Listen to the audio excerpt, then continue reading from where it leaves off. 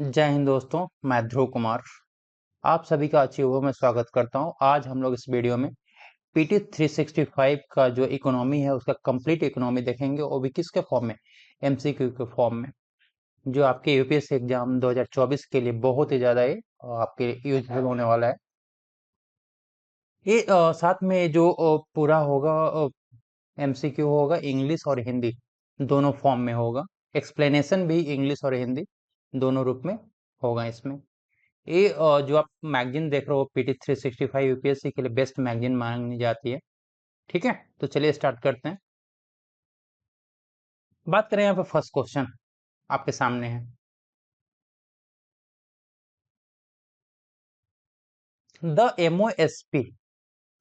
एमओएसपीआई calculate quarterly GVA. GVA मतलब gross value added at constant price 2011-12 nominal GDP and current price is that a real GDP. इसका मतलब है कि एमओएसपीआई जो है स्थिर कीमतों जैसे 2011-12 जिसको नाम मात्र जीडीपी और वर्तमान कीमतों वास्तविक जीडीपी पर त्रैमासिक जीवीए की गणना करता है। ये फर्स्ट स्टेटमेंट है।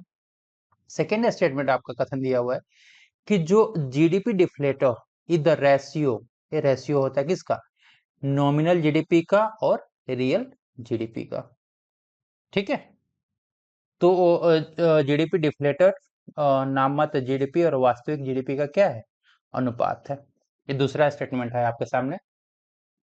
तीसरा स्टेटमेंट है यहाँ पे आपका दिया हुआ है, the base year of GDP series was revised, जो रिवाइज हुआ था फ्रॉम 2008 टू 2011-12। ठीक है, तो ये तीन कथन आपके सामने दिया हुआ है। जीडीपी श्रृंखला का आधार वर्ष 2008-9 से संशोधित कर 2011-12 कर दिया गया है। ठीक है, ये तीन कथन आपके सामने दिए हुए हैं। यदि आपने ऑलरेडी मैगजीन पढ़ा हुआ है तो चलिए आप इन तीनों के जो ये क्वेश्चन है बताइए कि इसमें से कितने कथन सही नहीं। How many statements given above are not correct. कितने कथन सही नहीं है बताइए। ये जो क्वेश्चन का पैटर्न है वो 2023 में यूपीएससी के ने जिस पैटर्न पे क्वेश्चन पूछा है उसी पैटर्न पे इन क्वेश्चंस को बनाया गया है। बताइए आंसर क्या होगा। कितने स्टेटमेंट्स यहाँ पे करेक्ट नहीं है। यहाँ पर आपके क्या, दो स्टेटमेंट्स करेक्ट नहीं है। ठीक है, दो स्टेटमेंट्स कौन, तीन स्टेटमेंट्स में से दो कौन से स्टेटमेंट्स है जो करेक्ट नहीं है वो बताइए। तो यहाँ पर यदि बात करें, फर्स्ट स्टेटमेंट रॉन्ग है, सेकंड सही है, लेकिन थर्ड रॉन्ग है। क्यों रॉन्ग है, गलतियां कहाँ पे हुई हैं। तो यहाँ पे जो आप देख रहे हो कि कांस्टेंट प्राइस की बात करते हैं तो कांस्टेंट प्राइस में क्या होता है, रियल जीडीपी। और करंट प्राइस की यदि आप बात करते हो तो करंट प्राइस क्या होता है, नॉमिनल जीडीपी। Base clear. तो इसलिए यहाँ पे फर्स्ट स्टेटमेंट क्या है, रॉन्ग है। सेकंड जो आप थर्ड देख रहे हो, थर्ड वाला स्टेटमेंट वो रॉन्ग क्यों है, क्योंकि यहाँ पर जो बेस ईयर जीडीपी सीरीज की बात करें तो जो बेस ईयर है वो रिवाइज किया गया किससे, तो यहाँ पे 2008-9 नहीं होगा। फिर क्या होगा, यहाँ पे 2008-9 यदि नहीं होगा तो क्या होगा बताइए। चलिए देखते हैं आंसर क्या होगा। देखिए, ये फर्स्ट स्टेटमेंट आपके सामने था। चल पहले उसका देखते हैं, 8-9 नहीं होगा तो क्या होगा। तो वहां पर जो base year of GDP series was revise from क्या, 2004 और 5 से क्या रिवाइज किया गया, 2011-12। क्लियर है। चलो ये थर्ड स्टेटमेंट। ठीक है, ये थर्ड स्टेटमेंट। फर्स्ट स्टेटमेंट हमने लिया था यहाँ से कि real and nominal GDP, the MOSPI calculates quarterly GVA gross value added at a constant price, क्या है, real GDP and current price at a nominal GDP. Second statement यहां से लिया गया था कि जीडीपी डिफ्लेटर इधर रेशियो है, अनुपात है किसका, नॉमिनल जीडीपी का और रियल जीडीपी का। न्यूज में क्यों था, इंडिया ने रिकॉर्ड किया है, recorded real GDP growth of 7.8% during April to June period of 2023-24। वित्त वर्ष 2023-24 के अप्रैल जून अवधि के दौरान भारत के रियल जीडीपी वृद्धि दर कितना परसेंट थी? 7.8%। क्लियर है? बात करें यहाँ पे कि जीडीपी कैलकुलेशन का अप्रोचेज क्या क्या है। जीडीपी कैलकुलेशन के अप्रोचेज की बात करें तो यहाँ पर आपके 3 अप्रोच दिया हुआ। फर्स्ट है प्रोडक्शन अप्रोच, सेकंड है इनकम अप्रोच और थर्ड है एक्सपेंडिचर अप्रोच। प्रोडक्शन अप्रोच की बात किया जाए तो it sums the value added at each stage of production. मतलब उत्पादन या मूल्य वर्धित जो विधि है, इस विधि से उत्पादन के प्रत्येक चरण में हुए मूल्य वर्धन को क्या किया जाता है? जोड़ा जाता है। ठीक है, ये जीडीपी की गणना के दृष्टिकोण। इनकम अप्रोच की बात करें, it measures the total income, it measures the total income earned by the factors of क्या? प्रोडक्शन। मतलब कि इस विधि के अंदर उत्पादन के सभी कारकों द्वारा अर्जित किया गया कुल आय का क्या किया जाता है? मापन किया जाता है। क्लियर है? ये इनकम अप्रोच की बात हो गई। थर्ड है क्या है? थर्ड है एक्सपेंडिचर अप्रोच। ठीक है, इसमें क्या किया जाता है? It measures the total expenditure, total खर्चा incurred by the all entities on goods and क्या? सर्विसेज। मतलब इस विधि में किसी देश की घरेलू सीमा के भीतर वस्तुओं और सेवाओं पर सभी इकाइयों द्वारा किए गए कुल व्यय का क्या किया जाता है? मापन किया जाता है। क्लियर है? यहां तक कोई प्रॉब्लम? चलिए नेक्स्ट देखते हैं क्वेश्चन। चलिए ये सेकंड क्वेश्चन आपके सामने। ठीक है, चलिए बताइए यहाँ पे। इसमें फर्स्ट पहला कथन दिया हुआ है कि आरबीआई रिलीज्ड और डिस्कशन पेपर, आरबीआई ने एक डिस्कशन पेपर रिलीज किया है। किस टाइटल के साथ? टाइटल का नाम है multi dimensional poverty in India since कब? 2005-6।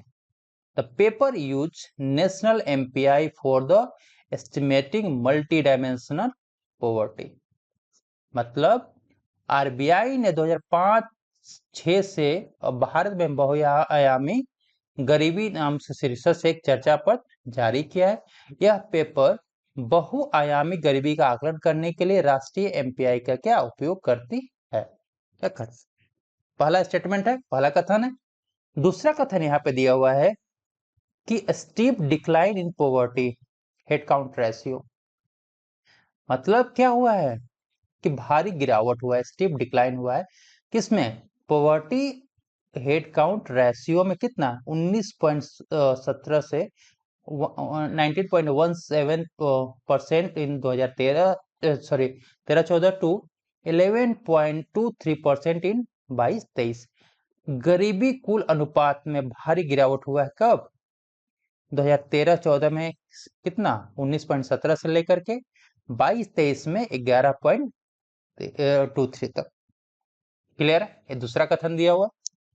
तीसरा कथन आपके सामने दिया हुआ है उत्तर प्रदेश, बिहार, मध्य प्रदेश, उड़ीसा और केरला, ये 5 स्टेट हैं। ठीक है, सो फास्टेस्ट रिडक्शन इन क्या? Proportion of multi dimensional poor. मतलब उत्तर प्रदेश, बिहार, मध्य प्रदेश, उड़ीसा और केरल में बहुआयामी गरीबों के अनुपात में सबसे तेजी से क्या कमी देखी गई है। ये 3 कथन आपके सामने दिए हुए हैं। ठीक है, इसमें आपको बताना है कि इन 3 कथनों में से कितने कथन क्या है? सही है, स्टेटमेंट्स सही है। बताइए आंसर क्या होगा? यहां पर तीनों के तीनों कथन क्या है? रॉन्ग है, कोई भी करेक्ट नहीं है, सारे के सारे रॉन्ग हैं। क्यों रॉन्ग है? कुछ तो रीजन होगा रॉन्ग होने का। या इस फर्स्ट की बात करें यहाँ पे तो ये आप जो देख रहे हो multi dimensional poverty in India, इस टाइटल से यहाँ पे जो डिस्कशन पेपर रिलीज हुआ है वो आरबीआई के द्वारा नहीं किया गया है। तो यहाँ आरबीआई आंसर नहीं होगा। ठीक है, सेकेंड बात करें यहाँ पे कि पॉवर्टी हेड काउंट रेशियो में जो डिक्लाइन हुआ है वो हम स्टेटमेंट में क्या है 19.17 से 11.23 है। तो यहाँ पर जो आपका 19.17 है, यहाँ पे 19.17 आंसर नहीं होगा। ठीक है, तीसरा बात करें यहाँ पे हम लोग कि 5 स्टेट में काफी गिरावट देखा गया, उत्तर प्रदेश, बिहार, मध्य प्रदेश, उड़ीसा और केरला में। तो यहाँ पर जो केरला ऑप्शन है, केरला यहाँ पे आंसर नहीं होगा, इसलिए तीनों स्टेटमेंट्स आपके करेक्ट नहीं है। फिर इन तीनों का आंसर क्या होगा? ठीक है, चलिए आंसर देखते हैं क्या है। फर्स्ट, ये जो आप देख रहे हो कि multi dimensional poverty in India since 2005-6, ये जो डिस्कशन पेपर रिलीज किया गया है वो किसके द्वारा किया गया है? नीति आयोग के द्वारा किया गया। क्लियर है? First statement A. Second statement आप देखोगे यहाँ पे कि जो डिस्कशन पेपर है उसमें पॉवर्टी हेड काउंट रेशियो की बात करें तो उसका डिक्लाइन दिखाया गया कितना? 19.17 नहीं, 29.17 से लेकर के 11.23% दिखाया गया है। क्लियर है? तीसरी बात करें हम लोग यहाँ पर कि जो राज्यों की बात करें तो उत्तर प्रदेश, बिहार, मध्य प्रदेश, उड़ीसा और राजस्थान है। स्टेटमेंट में क्या था? वहां पे केरला था। क्लियर है? इसलिए ये थर्ड स्टेटमेंट। कोई डाउट? चलिए नेक्स्ट क्वेश्चन देखते हैं हम लोग। तीसरा क्वेश्चन है यहाँ पर फ्रेंड्स, लगता है कि ये वीडियो आपके एग्जाम्स के लिए यूजफुल है, तो आपसे रिक्वेस्ट है कि प्लीज चैनल को सब्सक्राइब कर दीजिए, वीडियो को लाइक कर दीजिए और अपने दोस्तों के साथ शेयर कर सकते हैं। फ्रेंड, यदि आप दूसरे सब्जेक्ट्स के जो पीटी 365 है उसका एमसीक्यू का वीडियो आप देखना चाहते हैं तो नीचे डिस्क्रिप्शन बॉक्स में लिंक दिया हुआ, वहां से आप देख सकते हैं। ठीक है, तो यदि अभी तक सब्सक्राइब नहीं किया तो प्लीज सब्सक्राइब कर दीजिए। तीसरा क्वेश्चन देखते हैं यहाँ पर, बताइए। यहाँ पे 3 स्टेटमेंट्स आपके दिए हुए हैं। कितने? 3 स्टेटमेंट्स हैं और यहाँ पे पूछा है कि कितने स्टेटमेंट्स आपके करेक्ट नहीं है, कितने कथन सही नहीं है। ठीक है, चलिए फर्स्ट स्टेटमेंट देखते हैं। The government have saved 3.73 lakh crore of tax payer money from, कब से? 2014 टू 23 बाई क्या अडॉप्ट करके by adoptive direct benefit transfer DBT to send money to the targeted beneficiaries and weeding out bogus account. मतलब कि सरकार ने लक्षित लाभार्थियों को पैसा भेजने और फर्जी खातों को क्या खत्म करने के लिए डीबीटी मतलब प्रत्यक्ष लाभ हस्तांतरण को अपनाकर 2014 से लेकर के 2023 तक जो बेनिफिशियरी हैं या करदाताओं को कितने करोड़ बचाए हैं? 3.73 लाख करोड़ रुपए बचाए हैं। ये पहला कथन है। दूसरा कथन दिया गया है यहाँ पे कि जो डीबीटी है डायरेक्ट बेनिफिट ट्रांसफर, ये रोल आउट कब किया गया था? 2013 में।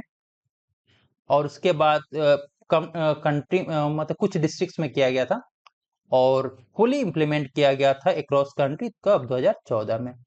मतलब कि डीबीटी को 2013 में कुछ जिलों में शुरू किया गया था, बाद में 2014 में इसे पूरे देश में क्या कर दिया गया? लागू कर दिया गया। ये दूसरा कथन है। तीसरा कथन की बात करें, Aadhaar is not mandatory in the DBT scheme. Aadhaar DBT scheme में मैंडेटरी नहीं है, अनिवार्य नहीं है। ये 3 कथन दिए हुए। आपको बताना है यहाँ पे कि कितने कथन, इन तीनों कथनों में कितने कथन आपके या कितने स्टेटमेंट्स हैं आपके करेक्ट हैं, सही हैं, बताइए। यहाँ पर सॉरी, नॉट करेक्ट है, कितने करेक्ट नहीं है ये बताना है आपको। तो यहाँ पर आपके सिर्फ एक स्टेटमेंट्स क्या है? करेक्ट नहीं है। जब तो वो कौन सा स्टेटमेंट है जो सही नहीं है? सोचिए। तो यहां पर आपका जो पहला स्टेटमेंट है वो सही नहीं है, लेकिन दूसरा और तीसरा जो कथन है सही है। पहला क्या है? पहला रॉन्ग है। क्यों रॉन्ग है? क्योंकि यहाँ पर जो गवर्नमेंट ने बचाए हैं पैसा, वो कितना 3.73 लाख करोड़ नहीं बचाए हैं। तो कितने बचाए हैं? चलिए देखते हैं आंसर क्या है। आंसर है आपका 2.73 लाख करोड़। कितना है? 2.73 लाख करोड़ रुपया। The government has saved 2.73 lakh taxpayer money from 1423 by adopting क्या DBT to send money to the targeted beneficiary, weeding out bogus account। Clear है? बात करें यहाँ पे कि डायरेक्ट बेनिफिट ट्रांसफर का, it was roll out in 2013 and in few districts but fully implemented in 2014। Clear है? चलो, तीसरा स्टेटमेंट यहाँ पर है कि Aadhaar is not mandatory in DBT scheme. मतलब कि डीबीटी योजनाओं में आधार अनिवार्य क्या है? नहीं है। क्लियर है?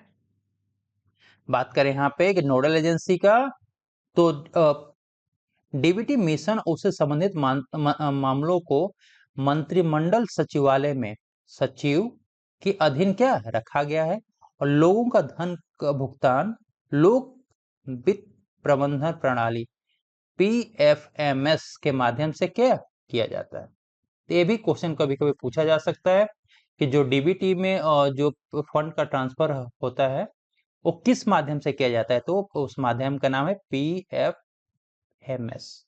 पीएफएमएस। क्लियर है? चलो नेक्स्ट क्वेश्चन देखते हैं। यहां पर आपका क्वेश्चन दिया हुआ है, लखपति दीदी स्कीम। लखपति दीदी scheme is launched in 2022 by the Ministry of Rural Development। यहां पर बताना है आपको कि कितने स्टेटमेंट्स करेक्ट है। ठीक है, कितने कथन क्या है? सही है। तो लखपति दीदी scheme is launched in 2022 by the Ministry of Rural Development। मतलब लखपति दीदी योजना जो है 2022 में ग्रामीण विकास मंत्रालय द्वारा क्या शुरू किया गया था। ये पहला कथन। सेकंड कथन है, इसका ऑब्जेक्टिव क्या है? It's objective is to enable rural क्या self help group women to earn at least 1.20 lakh per annum. मतलब इसका उद्देश्य ग्रामीण जो है H G self help group जो महिलाओं हैं उनको कम से कम 1.20 मतलब 1,20,000 प्रति वर्ष रुपए कमाने में क्या सक्षम बनाना है। बात करें यहाँ पे कि self help group success story की बात करें तो महिला आर्थिक विकास महामंडल इन केरला, जीविका इन बिहार, कुदुम्बश्री इन महाराष्ट्र एंड लूम ऑफ क्या लद्दाख। मतलब स्वयं सहायता जो समूह की सफलता की कहानियों में केरला में कौन सा है? महिला आर्थिक विकास महामंडल है, बिहार में जीविका है, महाराष्ट्र में कुदुम्बश्री और लद्दाख के लूम्स क्या है शामिल। जो स्वयं सहायता समूह की मतलब एक सक्सेसफुल स्टोरी की बात किया जाए तो यहाँ पर आपके 3 कथन दिए हुए हैं, 3 स्टेटमेंट्स दिए हुए हैं। इसमें बताना है कि आपको कितने करेक्ट हैं, कितने सही हैं। बताइए आंसर क्या है? यहाँ पर जो है आपके कोई भी स्टेटमेंट सही नहीं है। आंसर क्या हो जाएगा? डी। क्यों सही नहीं है? कुछ तो गलती होगी यहाँ पे। तो बात करें यहाँ पर कि लखपति दीदी स्कीम जो लॉन्च 2022 में लॉन्च नहीं हुआ। ठीक है। दूसरा, इसका ऑब्जेक्टिव 1,20,000 पर एनम नहीं है, सिर्फ 1 लाख है। ठीक है। और ये क्या है? यहाँ पे 2023 है। क्लियर है? तीसरा स्टेटमेंट इसलिए रॉन्ग है क्योंकि यहाँ पर हम बात करें कि जो आपने लिखा है कि महिला आर्थिक विकास महामंडल, ये कहां पर है? ये है महाराष्ट्र में। कहां पे है? महाराष्ट्र में है। और जो कदम श्री की बात करें यहाँ पे, तो कदम श्री कहां पे है? केरला में। क्लियर है? तो यहाँ पे स्टेटमेंट में जो चेंज हुआ है कि केरला में क्या है? केरला में क्या है? कदम श्री। और महाराष्ट्र में क्या है? महाराष्ट्र में है हमारा महिला आर्थिक विकास महामंडल। ठीक है, लद्दाख में लुम्स है और बिहार में क्या है? जीविका। क्लियर है? चलिए बात करें यहाँ पे सेल्फ हेल्प ग्रुप से, यदि क्वेश्चन पूछा जाएगा आपका स्वयं सहायता समूह से बात करें, तो recently government announce that skill development training will cover 2 crore women under the Lakpati Didi scheme, which aims to encourage them to start micro enterprises. मतलब हाल ही में सरकार द्वारा घोषणा की गई कि लखपति दीदी योजना के तहत 2 करोड़ महिलाओं को कौशल प्रशिक्षण प्रदान किया जाएगा। और इस योजना का उद्देश्य क्या होगा कि महिलाओं को सूक्ष्म उद्यम शुरू करने के लिए क्या प्रोत्साहित किया जाएगा। बात करें यहाँ पे कि लखपति दीदी स्कीम को लॉन्च किया गया है इन 2023-22 के द्वारा मिनिस्ट्री ऑफ रूरल डेवलपमेंट के द्वारा। मतलब 2023 में ग्रामीण विकास मंत्रालय के द्वारा इसको क्या शुरू किया गया। ऑब्जेक्टिव की बात करें तो enable rural self help group women to earn at least 1 lakh per annum, मतलब कम से कम 1 लाख रुपया कमाने में सक्षम बनाना है। क्लियर? ठीक है, बात करें यहाँ पे सेल्फ हेल्प ग्रुप का, तो self help group is a village based financial intermediary committee usually composed of क्या 10 to 20 लोकल विमेन्स। मतलब कि SHG गांव आधारित अनौपचारिक वित्तीय मध्यवर्ती समिति होती है, जिसमें से आमतौर पे कितने 10 से 15 स्थानीय महिलाएं मिलकर के क्या करती है, इसको चलाती है। ये वॉलेंटरी नेचर होता है, मतलब स्वैच्छिक होता है। बात करें यहाँ पे कि India has around 1.2 crore self help groups in which 88% of them are all are क्या विमेन बेस्ड। मतलब आर्थिक बात करें यहाँ पे कि आर्थिक सर्वेक्षण 22-23 के अनुसार भारत में लगभग 12 मिलियन सेल्फ हेल्प ग्रुप्स कार्यरत है, स्वयं सहायता समूह कार्यरत है, जिसमें 88% जो क्या है स्वयं सहायता समूह के सभी सदस्य क्या है? महिलाएं हैं। क्लियर है? यहाँ पे सक्सेस स्टोरी की बात करें तो कुदुम श्री इन केरला, जीविका कहाँ पे है? इन बिहार। महिला आर्थिक विकास कहाँ महामंडल कहाँ है? महाराष्ट्र में। और लूम कहाँ पर है? लद्दाख। ठीक है, तो सेल्फ हेल्प ग्रुप की सफलता में बात करें तो केरला में कुदुम श्री, बिहार में जीविका, महाराष्ट्र में महिला आर्थिक विकास महामंडल, लद्दाख में लुम्स है। क्लियर है? सिग्निफिकेंस की बात करें तो financial inclusion, women empowerment, capacity building, poverty alleviation, increase in income and saving and decline of share of informal loans by 20%। मतलब वित्तीय समावेशन की बात करें, महिला सशक्तिकरण की बात करें, क्षमता निर्माण, गरीबी उन्मूलन, आय और बचत में क्रमशः जो 19% 28% की वृद्धि हुई है। और अनौपचारिक क्षेत्र के ऋण की हिस्सेदारी में कितना 20% की क्या गिरावट हुआ। क्लियर है? चलो नेक्स्ट क्वेश्चन है आपके सामने। यहाँ पे 3 स्टेटमेंट दिए हुए हैं यहाँ पे, इसमें से बताना है कि कितने करेक्ट नहीं है। बताइए। फर्स्ट स्टेटमेंट दिया है कि NITI Aayog recently release a report on off budget borrowing by Indian government. NITI Aayog ने हाल ही में भारतीय सरकारों द्वारा ऑफ बजट उद्धार पर क्या एक रिपोर्ट जारी किया है। पहला कथन है OBB to borrowing that not reflected in budget, even though budgetary resources will have to used for their repayment। मतलब OBB उन उधारियों को संदर्भित करता है जो बजट में प्रतिबंधित नहीं होती हैं और भले ही उनके पुनर्भुगतान के लिए बजटीय संसाधनों का क्या उपयोग करना होता है।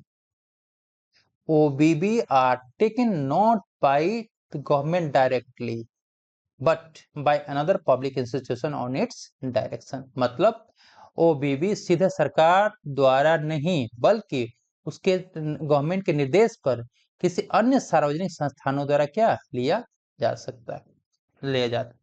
तो यहाँ पे बताना है कि 3 कथन दिए, उसमें से कितने कथन सही नहीं है, बताइए आंसर क्या है।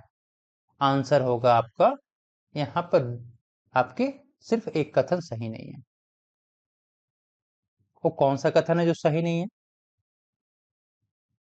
बात करें तीसरा का, तीसरा सही है। बात करें यहाँ पे सेकंड का, बताइए सही है कि गलत है। ये भी सही है। फिर क्या बचा? फर्स्ट, ये रॉन्ग है क्योंकि यहाँ पर नीति आयोग आंसर नहीं होगा। नीति आयोग नहीं होगा तो क्या होगा फिर? यदि नीति आयोग नहीं होगा तो क्या होगा, चलिए देखते हैं क्या है। बात करें यहाँ पे नीति आयोग नहीं होगा तो होगा A centre for social and economic progress. Centre for social and economic progress ने भारत सरकार द्वारा बजटेतर उधारियों पर एक रिपोर्ट जारी किया है। Centre for social and economic progress recently released a report on off budget borrowing by Indian government. यदि बात करें ऑफ बोरोइंग बजट के बारे में, to borrow that not reflected in budget even though budgetary resources will have used for their repayment। OBB is not part of the calculation of the fiscal indicators despite fiscal implication। OBBs are taken not by government directly but by another public institution in its direction। ठीक है, मतलब बात करें यहाँ पे कि OBB क्या है, उन उधारियों में से है जिसका बजट में उल्लेख नहीं होता है लेकिन उसके पुनर्भुगतान के लिए बजटीय संसाधनों का उपयोग किया जाता है। राजकोषीय निहितार्थों के बावजूद जो बजटेतर उधार है राजकोषीय संकेतनों की गणना का हिस्सा नहीं होती है। बात करें यहाँ पे तो जो सरकार होता है प्रत्यक्ष रूप से OBB को उधार नहीं लेते बल्कि उसके निर्देश पे क्या किया जाता है, अन्य सार्वजनिक संस्थानों द्वारा उधार लिया जाता है। जैसे बात करें यहाँ पे कि खाद्य सब्सिडी बिल का भुगतान करने के लिए FCI द्वारा लिया गया उधार, ठीक है, और ये अर्थव्यवस्था 2021 से बंद कर दी गई। क्लियर है यहाँ पे? ठीक, नेक्स्ट क्वेश्चन की बात करें। गवर्नमेंट सेक्रेटरीज, ठीक है, 3 स्टेटमेंट यहाँ पे दिए हुए हैं। यहाँ पे पूछा जा रहा है कि कितने स्टेटमेंट्स आपके कथन सही हैं। ठीक है, पहला है यहाँ पे कि G-Secs are tradable instrument issued by the central government और the state government which acknowledge the government debt obligations। मतलब G-Sec केंद्र सरकार और राज्य सरकारों द्वारा जारी किए गए व्यापार योग्य है उपकरण, ट्रेडेबल इंस्ट्रूमेंट, जो सरकार के ऋण दायित्व को करता है, स्वीकार करता है। ये पहला कथन है। दूसरा कथन बात करें यहाँ पे, ट्रेजरी बिल्स या T bills are short term debt. ये शॉर्ट टर्म डेट होता है, instrument issued by the centre in 3 tenure, first 91 days, 184 days and 364 days। Treasury bills या टी बिल्स केंद्र द्वारा 3 अवधियों 91 दिन, 184 दिन और 364 दिन के लिए एक अल्पकालिक ऋण उपकरण। दूसरा कथन है आपके सामने। तीसरा कथन की बात करें यहाँ पे, cash management bill is similar to T bill, treasury bills के समान होता है, but are issued for the maturity less than 182 days। मतलब नगद प्रबंधन बिल जो है टी बिल के समान है लेकिन 182 दिनों से कम की परिपक्वता अवधि के लिए जारी किया जाता है। तो ये 3 कथन आपके सामने दिए हुए, इनको बताना है कि इसमें से कितने कथन आपके सही हैं, बताइए। आंसर है आपका क्या आंसर है? सिर्फ यहां पर एक कथन आपका सही है, सिर्फ एक कथन सही है, सिर्फ एक स्टेटमेंट सही है, लेकिन कौन सा स्टेटमेंट है वो सही है? बात करें यहाँ पे कि थर्ड स्टेटमेंट आपका क्या है, रॉन्ग है। सेकंड सही है या गलत है? 91 दिन, 184 दिन और 364 दिन कितने दिन के लिए जारी किया जाता है? सेकेंड भी आपका रॉन्ग है। फिर बचा क्या? फर्स्ट, एक करेक्ट। रॉन्ग क्यों है? क्योंकि ट्रेज ये फर्स्ट तो सही है, गवर्नमेंट सेक्रेटरी। सेकेंड, और जो ट्रेजरी बिल्स की बात करें तो ये क्या होता है, 91 दिन, यहाँ पे 184 दिन नहीं होता, 182 डेज होता है, 182 दिन और 364 दिन के लिए जारी किया जाता है। क्लियर है? कैश मैनेजमेंट बिल्स की बात करें तो यहाँ पे ये तो टी बिल्स के इक्वल सिमिलर होता है, लेकिन कितने दिन की मैच्योरिटी के लिए इशू किया जाता है, तो यहाँ पे 182 डेज नहीं होगा, कितना डेज होगा, 91 डेज के लिए। क्लियर है? चलिए डिटेल में आंसर देखते हैं। बात करें यहाँ पे न्यूज में क्यों था, डेटेड सिक्योरिटीज की बात करें तो द सेंटर विल बोरो कितना, ₹6.55 trillion from the market for the second half of the ongoing financial year. This market borrowing will finance the government budget fiscal deficit of 5.9% of क्या, GDP. Government securities की बात करें यहाँ पे,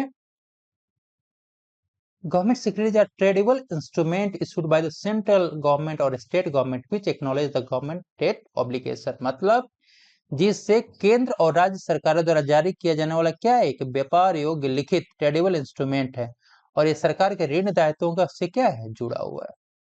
clear है? बात करें यहाँ पे कि dated government securities are securities which carry a fixed और floating coupon interest rate which is paid on the face value on a half yearly basis. ठीक है? डेटेड सिक्योरिटीज के यदि टेन्योर की बात करें तो इसका टेन्योर क्या होता है, 5 इयर्स टू कितने, 40 इयर्स, मतलब 5 साल से 40 वर्षों तक की इसकी अवधि होती है। बात करें अदर गवर्नमेंट सिक्योरिटीज के, यहाँ पे तो क्या है, नेक्स्ट क्या है, ट्रेजरी बिल्स। ट्रेजरी बिल्स क्या होता है, short term debt instrument issued by the centre in 3 tenures, कितने दिन के लिए, 91 दिन, 182 डेज एंड 364 डेज। मतलब ट्रेजरी बिल्स जो है मुद्रा बाजार से संबंधित विपत्र होता है, इसलिए भारत सरकार द्वारा अल्प अवधि के लिए जारी किया जाता है। कितने दिन के लिए, 91 दिन, 182 डेज और 364 डेज के लिए। क्लियर है? They are zero coupon securities and pay on no interest. ठीक है? कैश मैनेजमेंट बिल की बात करें, सीएमबी के बारे करें तो कैश मैनेजमेंट क्या होता है, टी बिल्स के समान होता है, बट इसका मैच्योरिटीज कितना होता है, 91 डेज का होता है। क्लियर है? चलो एक क्वेश्चन और भी पूछा जाता है यहाँ से कि government securities are issued through auction conducted by क्या, RBI on electronic platform called the E क्या, कुबेर। क्लियर है? चलो नेक्स्ट क्वेश्चन है, गिग इकोनॉमी, 3 स्टेटमेंट्स दिए हुए हैं, यहाँ पे बताना है आपको कि करेक्ट कितने हैं। ठीक है? Gig economy is a closed market system in which temporary positions are common and organizations contract with independent workers for short-term engagement। ठीक है?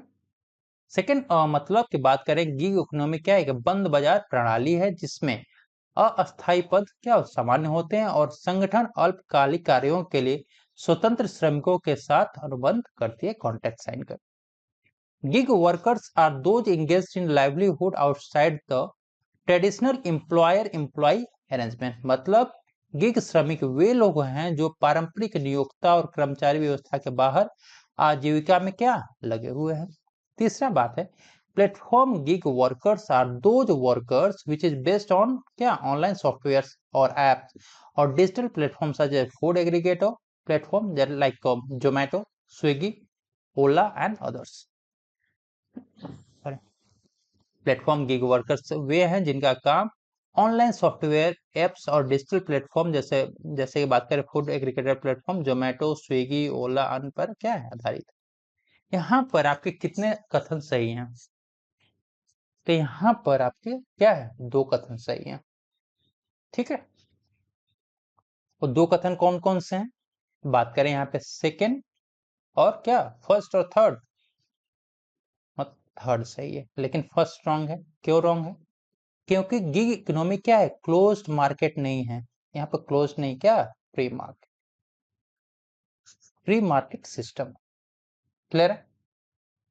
बात करें यहाँ पे न्यूज में क्या हो रहा है कि several issues have been seen in recent past among the gig workers including strikes by Blinkit workers, protested by Zomato and Swiggy delivery riders among other.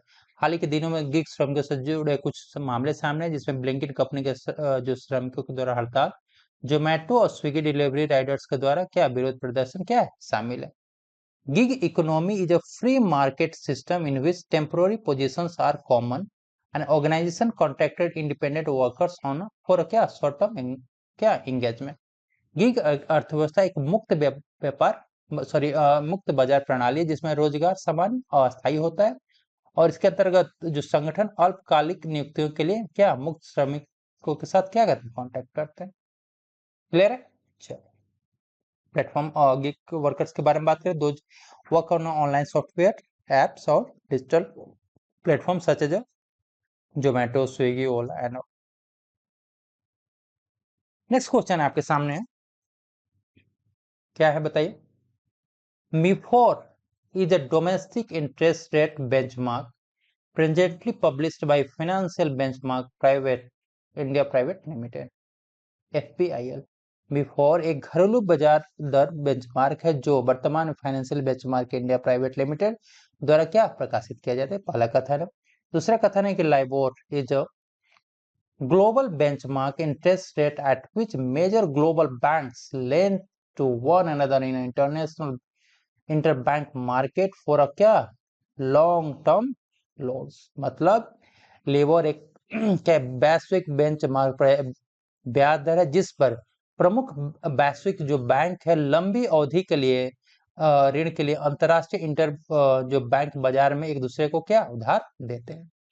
ठीक है, तीसरा कथन है यहाँ पे कि 2021 से पहले before 2021 LIBOR is was calculated for 5 currencies, US dollar, euro, pound, Swiss franc and Japanese yen for 7 tenor. 2021 से पहले लेबर की गणना 7 अवधियों की 5 मुद्राओं के लिए अमेरिकी dollar, euro, pound, Swiss Frank और जापानी एन के लिए की जाती थी। तो यहाँ पे आपको बताना है कि जो कथन है इसमें से कितने कथन सही नहीं है, नॉट करेक्ट है। ठीक है, बताइए आंसर क्या होगा। तो यहां पर आपके सिर्फ एक कथन आपका सही नहीं है। वो कथन कौन सा सही है? तो थर्ड आपका सही है। सेकंड, सेकंड क्या है, सही है गलत है? चलो फर्स्ट देख लेते पहले। फर्स्ट सही है तो सेकंड रॉन्ग है। रॉन्ग क्यों है?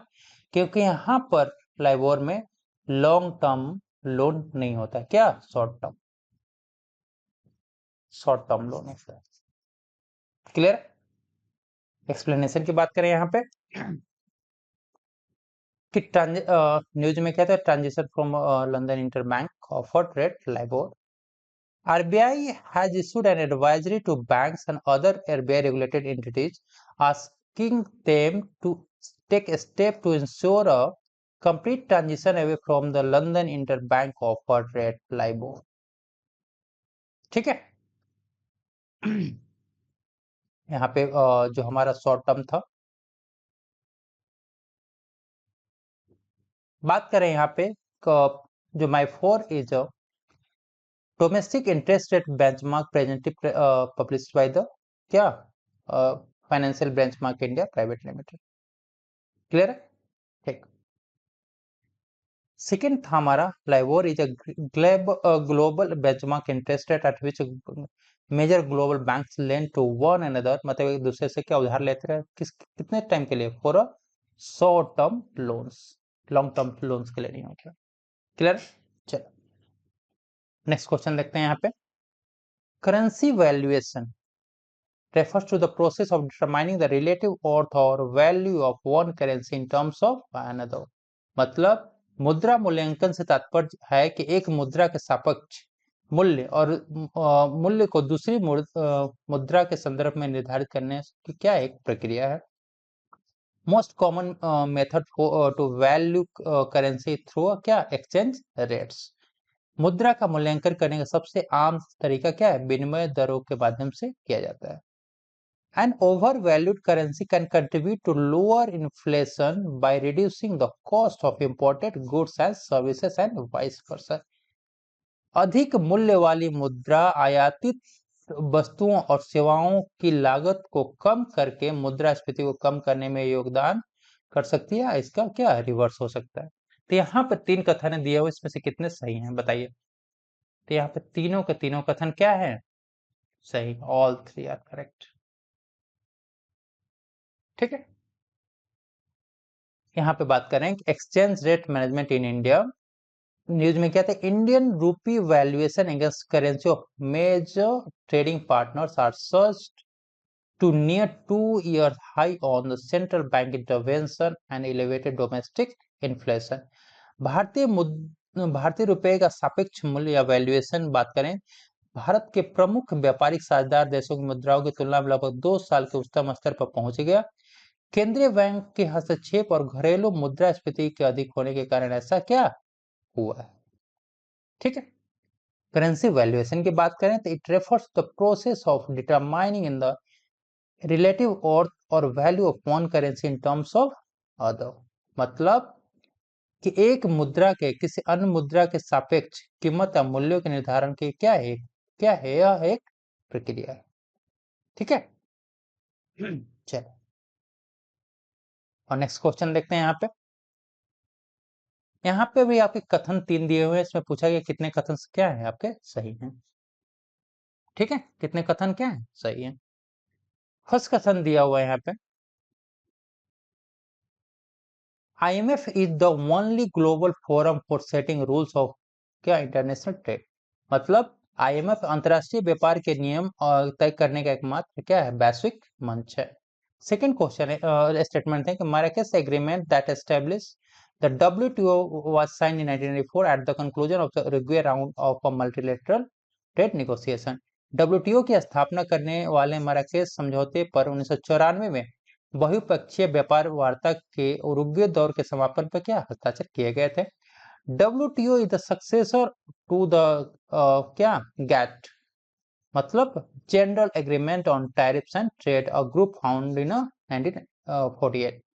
WTO टैरिफ गैट का उत्तराधिकारी है जो 1948 में स्थापित है क्या है समूह। तो यहाँ पर बताना है कि 3 स्टेटमेंट्स दिए कितने सही हैं यहाँ पे। तो यहाँ पर सिर्फ कितने, सिर्फ 2 स्टेटमेंट्स आपके सही हैं।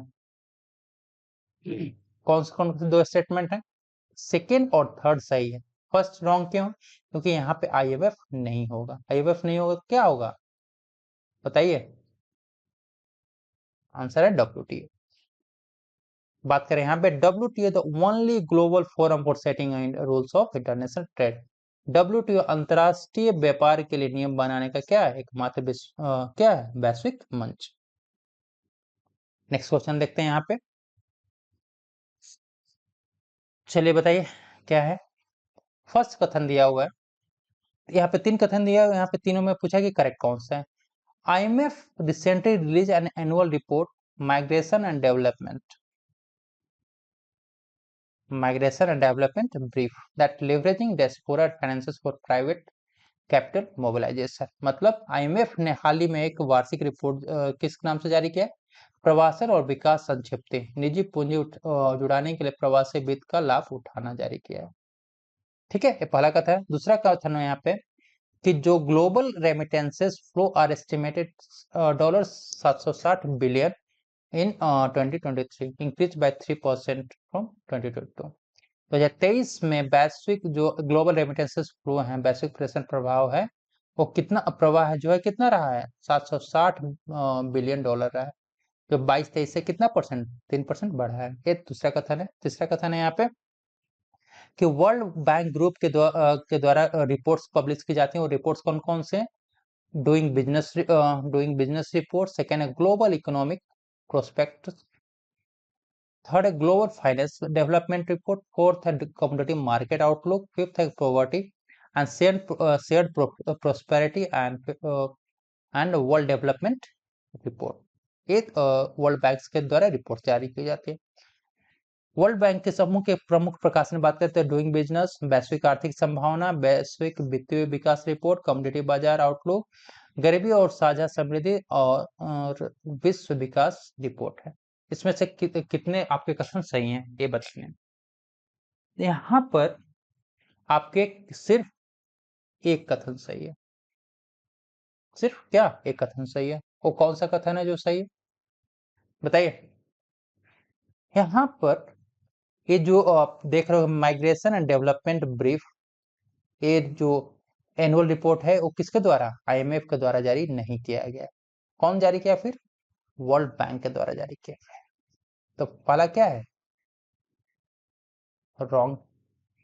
दूसरा बात करें यहाँ पे कि जो ग्लोबल रेमिटेंसेस का फ्लो है, चलो दूसरा छोड़ो, तीसरा की बात करें तो तीसरा रिपोर्ट क्या है, वर्ल्ड बैंक के द्वारा ये जो रिपोर्ट है doing business report, economic report, financial report development, community market outlook, poverty and share prosperity और वर्ल्ड डेवलपमेंट, ये सारे रिपोर्ट्स वर्ल्ड बैंक के द्वारा जारी किए जाते हैं, याद रखना। थर्ड है आपका यहाँ पर, ये भी क्या है, रॉन्ग है। क्यों रॉन्ग है, क्योंकि ग्लोबल रेमिटेंसेस का जो फ्लो है 760 बिलियन नहीं है, और लेकिन ये सही है कि 3% बढ़ा है। 760 डॉलर बिलियन नहीं है तो कितना है, चलिए देखते हैं कितना है। ये आपका 760 नहीं है, 860 बिलियन डॉलर है। क्लियर है। चलो बात करें यहाँ पे रेमिटेंसेस का है कि वर्ल्ड बैंक और एक था वहां पे, ठीक है। तो world bank recently release report and migration and development brief, ठीक है, की फाइनेंस की बात करें, कहते हैं global remittances flow estimate 860 billion dollar in 22 that increase 3% from the 22। Clear है। यहाँ पर वर्ल्ड बैंक की पब्लिकेशन की बात करें तो doing business report, global economic prospectus, global financial development, community market outlook, poverty shared and world development report. यहाँ पे बात करें रिपोर्ट का देख लीजिए तो doing business, global economic prospect, global financial development, community market outlook, poverty and shared prosperity and world development report. Clear है। चलिए नेक्स्ट क्वेश्चन देखते हैं। फ्रेंड्स आपसे रिक्वेस्ट है कि यदि वीडियो आपके एग्जाम के लिए यूजफुल है तो प्लीज चैनल को सब्सक्राइब कर दीजिए as a support. Next question देखते हैं यहाँ पे। Government of India has notified the establishment of a National Turmeric Board in the state of Tamil Nadu. पहला कथन है भारत सरकार ने तमिलनाडु राज्य में एक राष्ट्रीय हल्दी बोर्ड की स्थापना को अधिसूचित किया है, ये पहला कथन है। दूसरा कथन है यहाँ पे कि national turmeric board is work under the edges of ministry of agriculture, मतलब राष्ट्रीय हल्दी जो बोर्ड है को कृषि मंत्रालय के अंडर में काम करना है। तीसरा कथन है यहाँ पे it creates demand in domestic and international market through promoting the new product and value addition, यह नए उत्पाद और मूल्य संवर्धन को बढ़ावा देने के माध्यम से घरेलू और अंतर्राष्ट्रीय बाजार में मांग पैदा करता है। तो यहाँ बता रहे हैं कि कितने आपके कथन सही नहीं है, ठीक है, कितने कथन सही नहीं है बताइए, आंसर क्या होगा। यहाँ पर आपके 2 कथन सही नहीं है, ठीक है। कौन कौन से 2 हैं स्टेटमेंट वो सही नहीं है। फर्स्ट यहाँ पर क्या है, सही नहीं है। क्यों नहीं सही है, तो यहाँ पर जो नेशनल टर्मरिक जो बोर्ड है उसका स्थापना तमिलनाडु में नहीं किया गया है, कहाँ पे किया गया है, तेलंगाना में किया गया, तेलंगाना। क्लियर है। सेकेंड बात करें यहाँ पे नेशनल टर्मरिक जो बोर्ड है वो ये भी रॉन्ग है। क्यों, क्योंकि इसको मिनिस्ट्री ऑफ एग्रीकल्चर के अंडर में नहीं किया है, मिनिस्ट्री ऑफ कॉमर्स के अंदर ये काम करेगा। और थर्ड सही है। चलिए देखते हैं डिटेल एक्सप्लेनेशन क्या है हमारा। National turmeric board, government of India has notified establishment of national turmeric board in the state of कहाँ, तेलंगाना। भारत सरकार ने तेलंगाना में राष्ट्रीय हल्दी बोर्ड के गठन हेतु अधिसूचना जारी किया है। सेकेंड है यहाँ पे the proposed board is working under the ministry of commerce. Clear है। यह क्या वाणिज्य मंत्रालय के अधीन क्या करेगा, कार्य करेगा। ठीक है, नेक्स्ट क्वेश्चन देखते हैं। Reports projected India semiconductor market की बात करें यहाँ पे valued $64 billion bye 26, showing 3 times growth from 19। Report में अनुमान लगाया कि भारत का सेमीकंडक्टर जो बाजार है 2026 तक लगभग $64 बिलियन का हो जाएगा, जो क्या 2019 से कितना गुना बढ़ जाएगा, 3 गुना बढ़ जाएगा। सेकेंड स्टेटमेंट है कि India semiconductor mission with in digital India corporation mighty is the designated nodal agency for implementing the program. Indian semiconductor mission digital India corporation के अंतर्गत माइटी कार्यक्रम को लागू करने के लिए नामित agency. Research and development in this industry, which include electronic products and embedded system, generated about कितना $2.5 बिलियन इन रेवेन्यू। इस उद्योग में अनुसंधान और विकास जिसमें इलेक्ट्रॉनिक उत्पाद और एम्बेडेड सिस्टम शामिल हैं ने 2.5 बिलियन अमेरिकी डॉलर का राजस्व क्या अर्जित किया है। तो यहाँ पे बताना है कि करेक्ट कितने हैं, कितने आपके यहाँ पे स्टेटमेंट्स है वो सही हैं। यहाँ पे आपके ऑल 3 सेंटेंस क्या है, करेक्ट। क्लियर, आप देख सकते हो semiconductors industry in India, the news में कहते हैं government has decided to invite new application for setting semiconductor fabs and display fabs in India under the क्या मॉडिफाइड सेमीकॉन इंडिया प्रोग्राम। ठीक है, ministry of electronics and information technology कब launch किया, 2021 में किया गया। क्लियर, चलो नेक्स्ट क्वेश्चन देखते हैं यहाँ पे।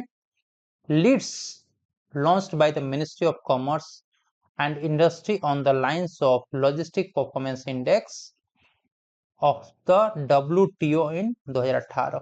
यहाँ पे बताना है कि 3 स्टेटमेंट्स में से कितने सही हैं। 2018 में WTO के लॉजिस्टिक परफॉर्मेंस इंडेक्स के तर्ज पर वाणिज्य और उद्योग मंत्रालय के द्वारा क्या लीड्स लॉन्च किया गया था। दूसरी बात करें सेकेंड स्टेटमेंट, इंडिया का जो रैंक है 40वां रैंक रहा है कि 139 कंट्रीज इन एलपीआई लॉजिस्टिक के परफॉर्मेंस इंडेक्स 2023 में। यहाँ पे बात करें कि एलपीआई 2023 में भारत का कितना 40वां रैंक रहा है। NITI Aayog rank in states and UTs on the efficiency of their logistic ecosystem, मतलब नीति आयोग राज्यों और केंद्र शासित प्रदेशों को उनके लॉजिस्टिक इकोसिस्टम की दक्षता के आधार पर क्या करता है, रैंकिंग देता है। इस 3 में से कितने सही हैं बताइए। यहाँ पर आपके 3 में से कितने सही हैं, यहाँ पे कोई भी सही नहीं है। ठीक है, नन। क्यों सही नहीं है, क्योंकि यहाँ पर जो फर्स्ट सेंटेंस है आपका, यहाँ पे WTO नहीं होगा। ठीक है, सेकंड, यहाँ पे इंडिया का रैंक 40वां नहीं था। थर्ड, यहाँ पे नीति आयोग नहीं होगा। ठीक है, चलिए फिर देखते हैं क्या होगा, करेक्ट आंसर क्या है। बात करें यहाँ पे कि recently ministry of commerce and industry unveiled the logistic is across different state LEADS report क्या 2023। ये फर्स्ट स्टेटमेंट हमने लिया था कि LEADS launched by ministry of commerce and industry on the lines of logistic performance index of the क्या world bank in 2018, मतलब क्या बताइए।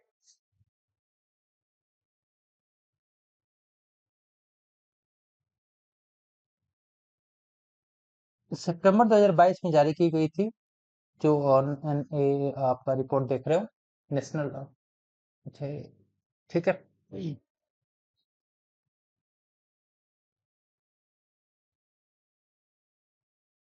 इंडिया के रैंक की बात करें यहाँ पे तो इंडिया का रैंक कितना, वहां पे 40 हमने मेंशन किया था, ये 38 है।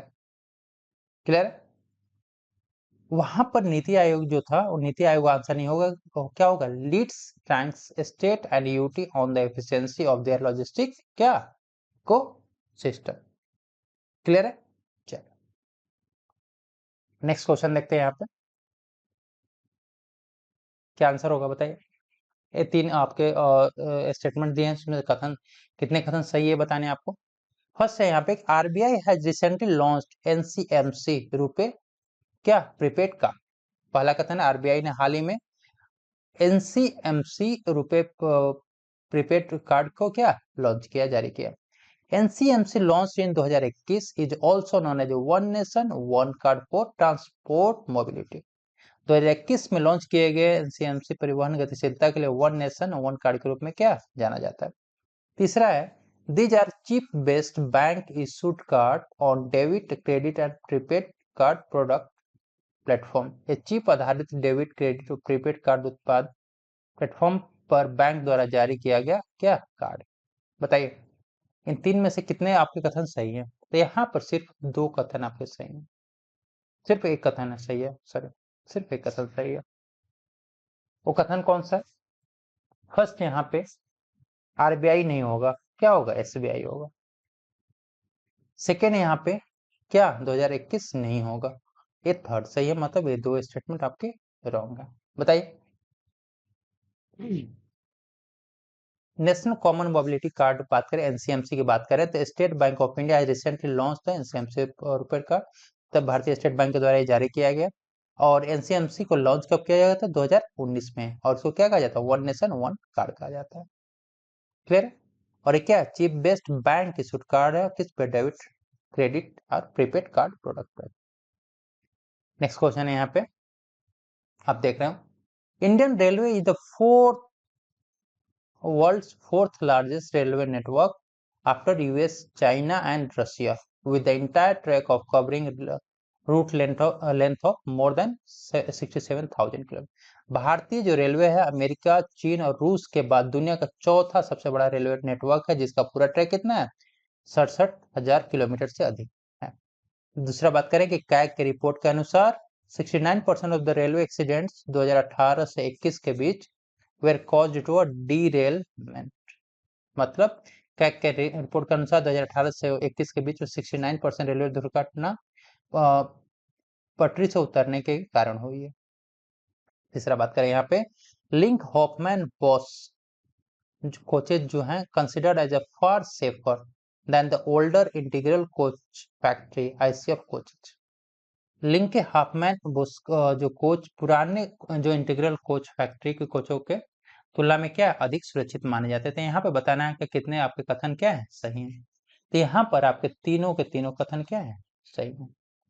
ठीक है, बात करें यहाँ पे न्यूज में क्या था? Recently train accident in Balasore district of Orissa that है। ठीक है, Indian railway is the world fourth largest railway network after US, China and Russia, जिसका लेंथ कितना कवर करता है? 67,000। क्लियर है?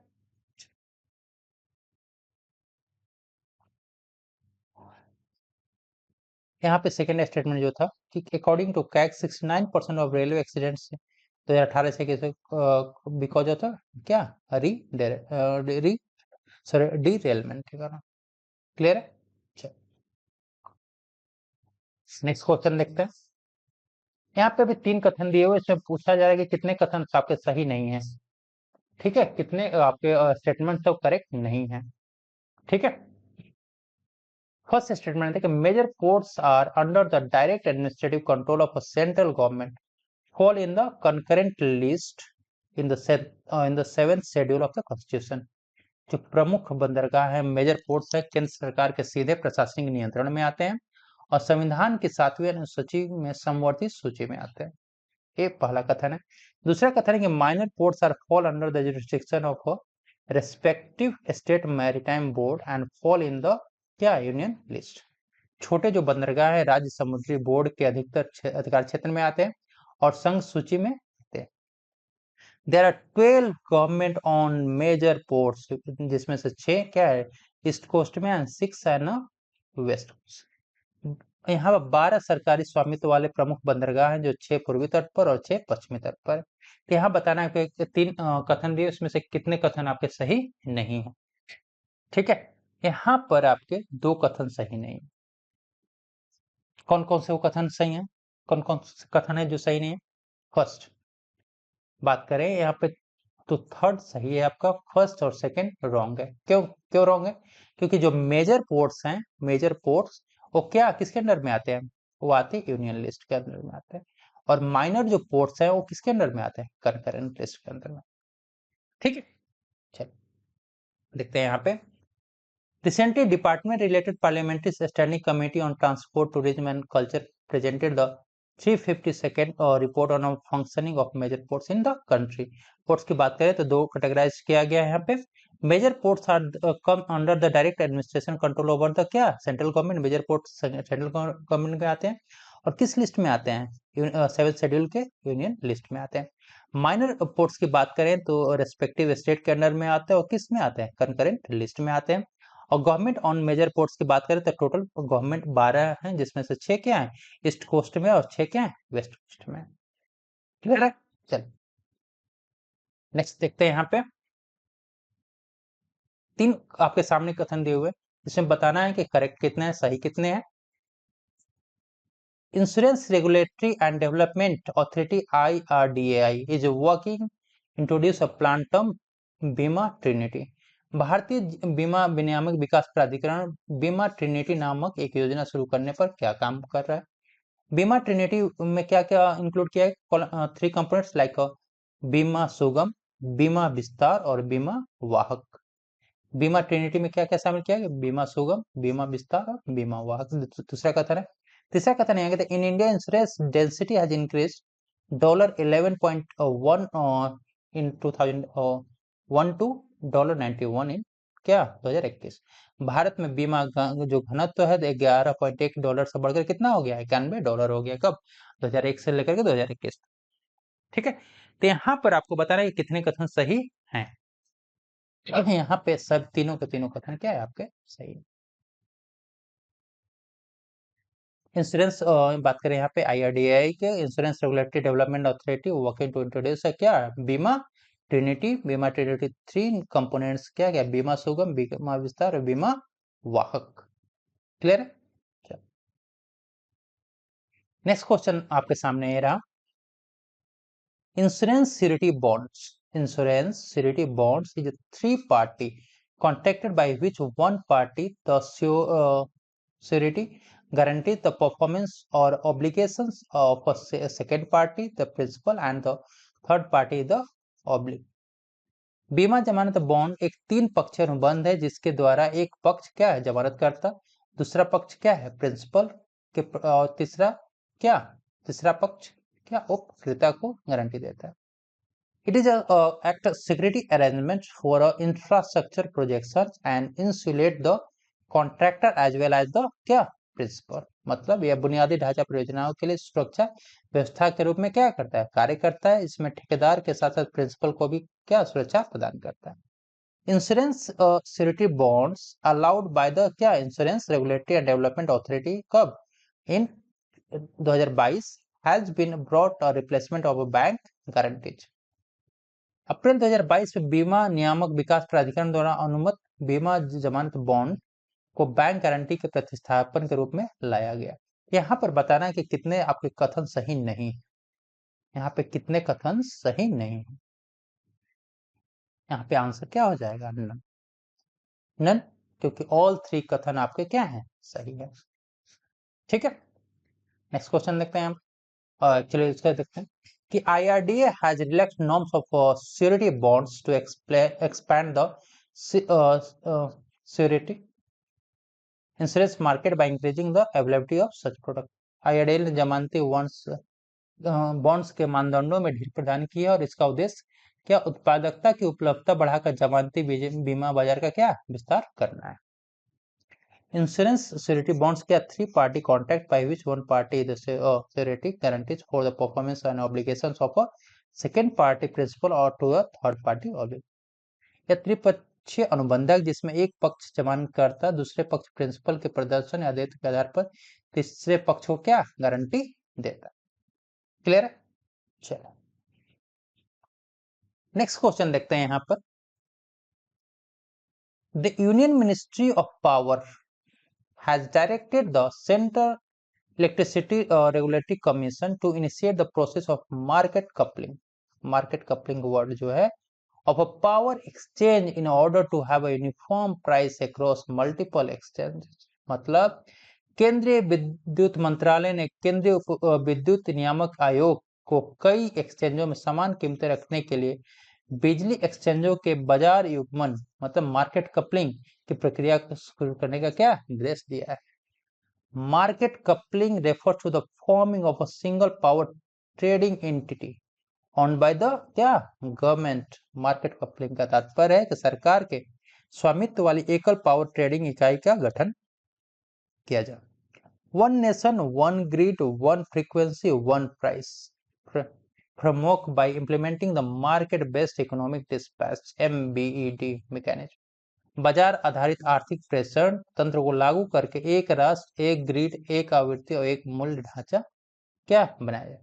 तो यहाँ पर बताना है कि करेक्ट कितने हैं, कितने सेंटेंस आपके करेक्ट, ऑल 3 सेंटेंसेस आपके क्या है करेक्ट। ठीक है,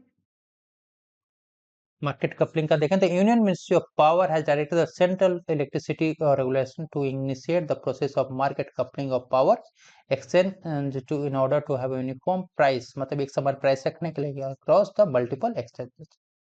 ठीक है, market coupling is refer to the single power trading entity owned by the किसके द्वारा गवर्नमेंट, मतलब सरकार के स्वामित्व में एकल पावर ट्रेडिंग इकाई की क्या स्थापना करना। और इसका उद्देश्य क्या है, क्या कि एक समान कीमत बनाए रखना है सभी से अलग अलग विविध क्या अलग अलग विद्युत एक्सचेंजों में। और नेक्स्ट क्वेश्चन है कि ministry of corporate affairs has defined startup through an executive order under the companies act 2013 and gives a few operational and compliance relaxation for क्या स्टार्टअप कंपनी। मतलब कि कॉर्पोरेट मामलों के मंत्रालय ने कंपनी अधिनियम 2013 के तहत एक कार्यकारी आदेश के माध्यम से स्टार्टअप को क्या परिभाषित किया है और स्टार्टअप कंपनी के लिए कुछ परिचालन और अनुपालन में क्या छूट प्रदान की है। ये पहला कथन है। दूसरा कथन है कि RBI notified the rules for listing startups, मतलब जो आरबीआई है स्टार्टअप की लिस्टिंग के लिए नियमों को क्या अधिसूचित करता है। ये दूसरा कथन है। तीसरा कथन है यहाँ पे कि SEBI created a dedicated helpline for startups in India to offer guidance and assistance for the undertaking the cross-border transaction within the ambit of regulatory framework। मतलब सेबी ने नियामक ढांचे के दायरे में सीमा पार लेन देन के लिए मार्गदर्शन सहायता प्रदान करने के लिए भारत में स्टार्टअप के लिए एक क्या समर्पित हेल्पलाइन बनाई है।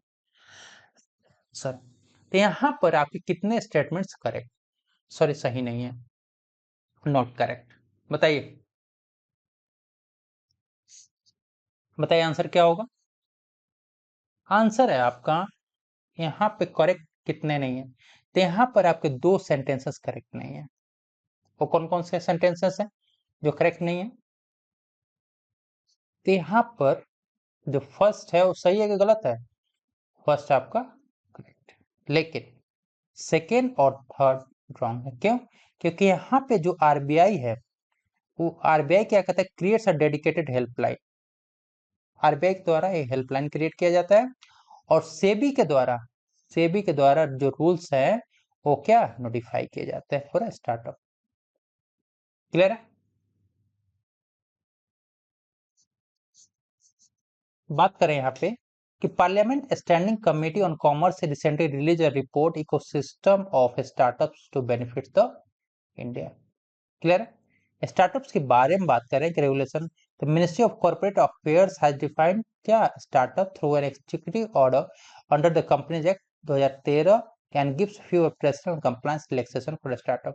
मतलब भारत के कॉर्पोरेट मंत्रालय ने कंपनी अधिनियम 2013 के अंतर्गत एक कार्यकारी आदेश के जरिए स्टार्टअप को क्या परिभाषित किया है, साथ में स्टार्टअप कंपनियों के कामकाज और नियमों में कुछ क्या छूट प्रदान किया है।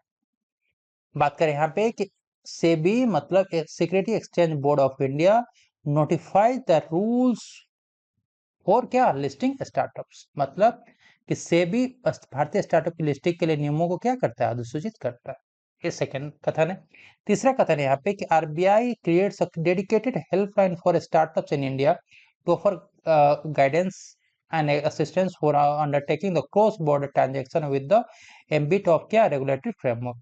भारतीय रिजर्व बैंक ने नियामक फ्रेमवर्क के दायरे में सीमा पार के लिए मार्गदर्शन सहायता प्रदान करने के लिए भारतीय स्टार्टअप के लिए क्या समर्पित हेल्पलाइन शुरू किया। सो फ्रेंड्स ये था हमारा इकोनॉमी का बहुत ही इंपॉर्टेंट क्वेश्चंस जो पीटी 365 के जो कंटेंट है उससे बनाया गया है, जो आपके एग्जाम्स के लिए बहुत ही ज़्यादा यूजफुल होने वाला है। प्लीज़ आप इन क्वेश्चंस का एक बार प्रैक्टिस करके जाइए एग्जाम से पहले, ठीक है।